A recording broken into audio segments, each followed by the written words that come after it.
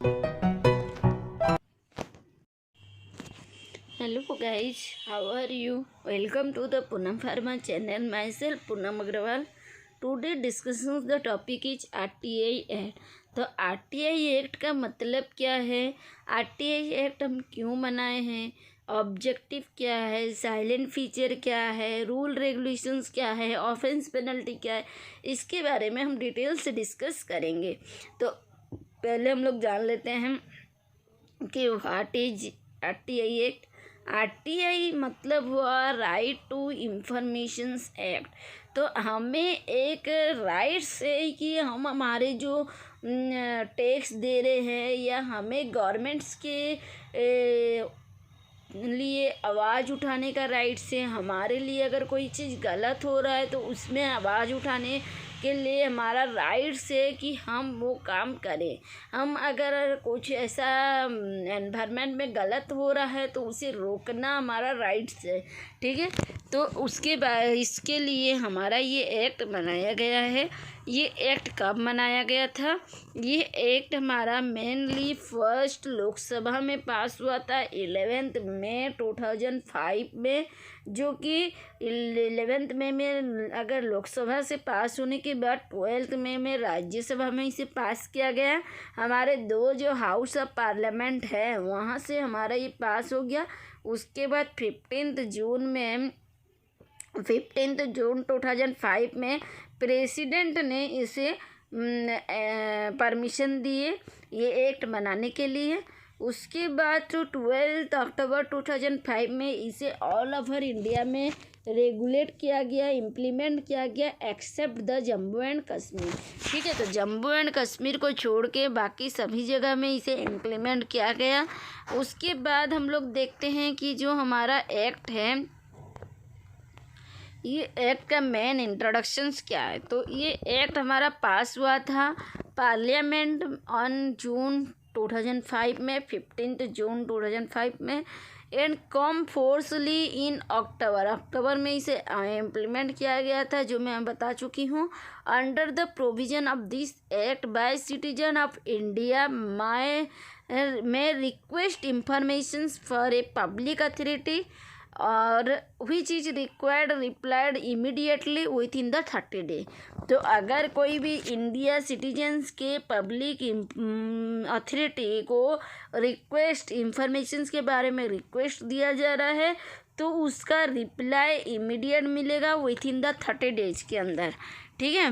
Next हम लोग देखते हैं कि जो हमारा RTI एक्ट है इसका मेन डेफिनेशंस क्या है। RTI एक्ट का कुछ डेफिनेशंस हैं उनके बारे में देखते हैं। पब्लिक अथॉरिटी का मतलब क्या होता है? जो हमारे पब्लिक के एक हेड होते हैं। तो जैसे हमारे इंस्टीट्यूशंस में एक प्रिंसिपल होते हैं, प्रिंसिपल के ऊपर हमारे डायरेक्टर होते हैं, डायरेक्टर के ऊपर ऑनर्स रहते हैं, चेयरमैन रहते हैं। तो उसी तरीके से चेयरमैन डायरेक्टर को रेगुलेट करते हैं, डायरेक्टर प्रिंसिपल को रेगुलेट करता है, प्रिंसिपल ऑल स्टाफ फैकल्टी को रेगुलेट करते हैं, स्टाफ फैकल्टी स्टूडेंट को रेगुलेट करते हैं। तो ये जो प्रेसिडेंट हैं, डायरेक्टर हैं, चेयरमैन हैं, ये सभी हमारे अथॉरिटी हैं, ठीक है। तो उसी तरीके से पब्लिक के एक अथॉरिटी होते हैं जो कि पब्लिक के को रेगुलेट करना, पब्लिक को मेंटेनेंस करना। तो public authority means any authority और बॉडी और इंस्टीट्यूट एस्टेब्लिश्ड और constituent by or under the constitutions, by any other law made by parliament, by any other law made by state legislature, by notification issued or order made by the appropriate government, and include any body owned, controlled and substantially financed non-government organizations substantially financed directly or indirectly by fund provided by the appropriate government। मतलब कि जो हमारे public authority वो होते हैं जो कि institute को, सेंटर को या कोई बॉडी को रेगुलेट करते हैं, उनके थ्रू कॉन्स्टिट्यूट किया गया है। ये हमारे पार्लियामेंट को मेड कर सकते हैं, पार्लियामेंट के लॉ को मेड कर सकते हैं। स्टेट लेजिस्लेशन लॉ को मेड करना हमारे body owner, controller, subsidiary finance, non governmental organisations जितने हैं उन्हें रेगुलेट करना, उनको बोलते हैं हम लोग पब्लिक अथॉरिटी। तो पब्लिक अथॉरिटी का मतलब और कुछ एग्जांपल दे के समझाती हूँ, जैसे कि हमारा ऑफिसर्स हैं, प्रेसिडेंट्स हैं, पीएम है, सीएम है, एमपी है, इलेक्शंस कमीशंस हैं, ऑल गवर्नमेंट बैंक्स हैं, government hospital, colleges, police department etcetera. तो पुलिस डिपार्टमेंट क्या करता है? पुलिस डिपार्टमेंट पब्लिक को का जो भी रॉन्ग काम है उसे रोकना, उन्हें रेगुलेट करना, उन्हें सही राह दिखाना।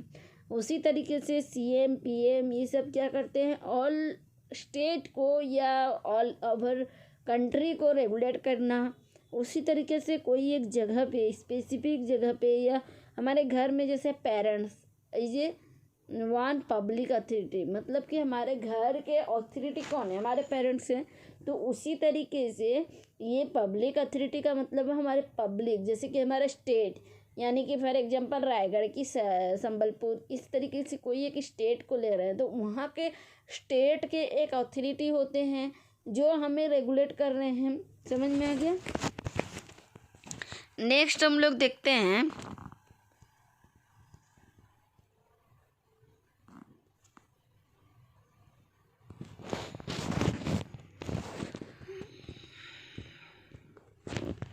आरटीआई एक्ट का डेफिनेशंस क्या है? आरटीआई का मतलब क्या है? RTI is a act of the parliament of India. It is a implementation of A freedom of information in India. So India on A national level to provide for setting out the practical regimen of right to information for citizens. The act applies to all state and union authorities of India except the state of Jammu and Kashmir, which is covered under the state level law. The right to information act एक ऐसा act है जो कि हमारे parliament में पास किया गया था। ये एक्ट इम्प्लीमेंट करने का मतलब ये है कि जो हमारे इंडिया नेशनल पब्लिक हैं उन्हें अपना इंफॉर्मेशंस को रेगुलेट करने का फ्रीडम है, to provide for setting out the practical regiment of the right to informations for the citizens. ठीक है। The act apply all over state union authorities of the India except the state of the Jammu and Kashmir. सारे state में ये act को apply किया गया था except Jammu and Kashmir state. ठीक है, which is covered under the state level law. तो यहाँ पे इसका जो लॉ है वो कवर किया जाता है स्टेट लेवल में। Why RTI act are implement? RTI act implement करने का मतलब क्या है? तो ये क्या करता है आरटीआई एक्ट?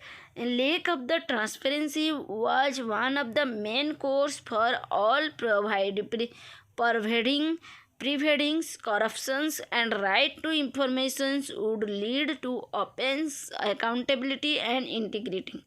तो हमारा जो ट्रांसपेरेंसी है, हमारे जो हर पर्सन्स को इसके बारे में नॉलेज नहीं है, तो जो नॉलेज का कमी है, lake of the transparency was one of the main courses for the preventing corruptions को रोकने के लिए जो मेन कोर्स होना चाहिए, जागरूक होना चाहिए पर्सन्स, वो नहीं है। तो उसके लिए right to information should be openness, accountability and integrity. तो उसके लिए हमारा राइट टू इंफॉर्मेशन एक्ट बनाया गया है, क्योंकि हमारे जो करप्शंस हैं उसे रोकना ज़रूरी है, एनवायरनमेंट को करप्शंस फ्री करना ज़रूरी है। तो उसके लिए ये एक्ट बनाया गया है। नेक्स्ट है कि why RTI act are needed? RTI act are needs for it helps to promote the openness, transparency, accountability in the working of every public authority. कोई भी पब्लिक अथॉरिटी को ओपननेस मतलब प्रमोट करना, ट्रांसपेरेंसी करवाना, accountability करवाना, उनका बहुत help करता है। रेगर्डनेस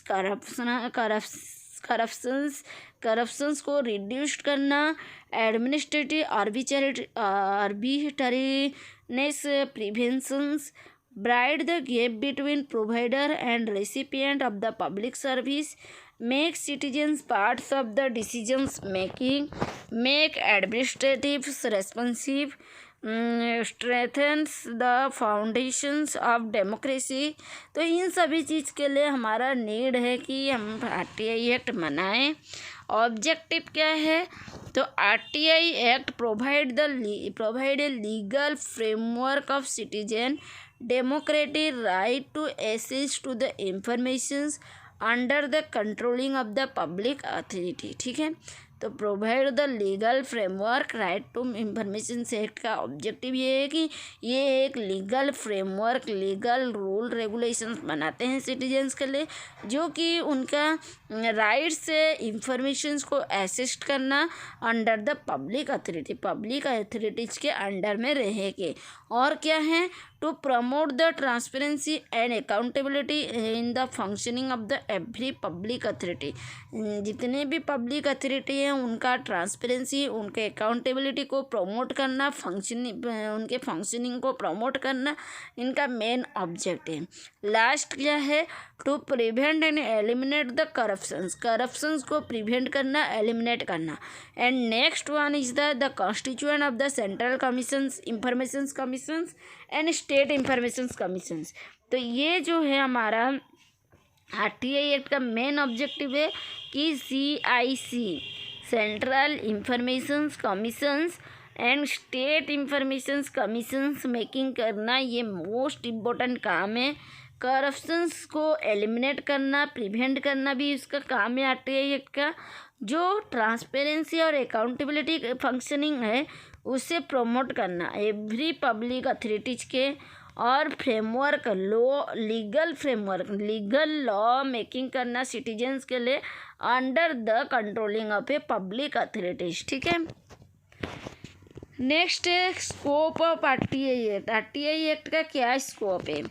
RTI act cover all the whole of the India except Jammu and Kashmir with J&K right of information act in the forces. It is not to all constitutional authority including the executive, legislature and judiciary, any institutions or body established or constituted by an act of parliament or state of legislature। ठीक है, तो ये act क्या है? All over India में regulate किया गया था एक्सेप्ट जम्मू एंड कश्मीर। तो यहाँ पे हमारा जो अथॉरिटी कॉन्स्टिट्यूट किया गया था इंक्लूडिंग अथॉरिटीज़ के साथ हमारे executive committee, legislator, jurisdiction, institutional body, ये सभी भी उसमें कॉन्स्टिट्यूएंट हुए थे। In this act that bodies of authorities established और constituent by order or notifications of appropriated government including body owned, controlled and subsidiary, financed by the government or non-government organizations, subsidiarily financed direct or indirectly by fund provided by the government are also covered by this act। ठीक है, next है कि हमारा silent feature क्या है RTI act का। RTI act बनाने का मेन फीचर्स क्या है? तो all citizens process the right to information. जितने हमारे सिटीजन्स हैं सभी इसको रेगुलेट कर सके, प्रोसेसिंग कर सके राइट टू इंफॉर्मेशन एक्ट को। Information can be obtained with in 13 days। Information हमें मिल सकती है 13 days के अंदर हम उसे ऑब्टेनिंग कर सकते हैं। From the date of request in a normal cases, if information is a matter of life or liberty of a person, it can be obtained within 48 hours from time of request. The every public authority is under obligations to provide the information on a written request or request by electronic means. Certain information for prohibitions, restrictions made for third party information, ठीक है। Appeal against the decisions of the central information commissions और state information commissions can be made to the officers who is senior in the rank. तो यहाँ पे क्या हुआ, जो public authority हैं वो क्या करेंगे, पहले रिटर्न रिक्वेस्ट को प्रोवाइड करेंगे, रिटर्न रिक्वेस्ट को स्टॉक करके मेंटेनेंस करेंगे, इलेक्ट्रॉनिक थ्रू में भी उसको मेंटेनेंस करेंगे। उसके बाद उसका इंफॉर्मेशंस को प्रोहिबिशंस करेंगे, restrictions made the third party information, यदि कुछ रेस्ट्रिक्ट करना होगा तो उसे भी करेंगे।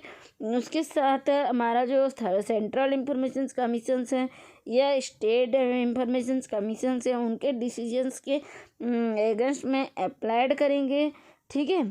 तो ये सभी है हमारा मेन साइलेंट फीचर। लास्ट है कि what does the informations means, informations का मतलब क्या होता है, इंफॉर्मेशंस हम कहाँ से लेते हैं।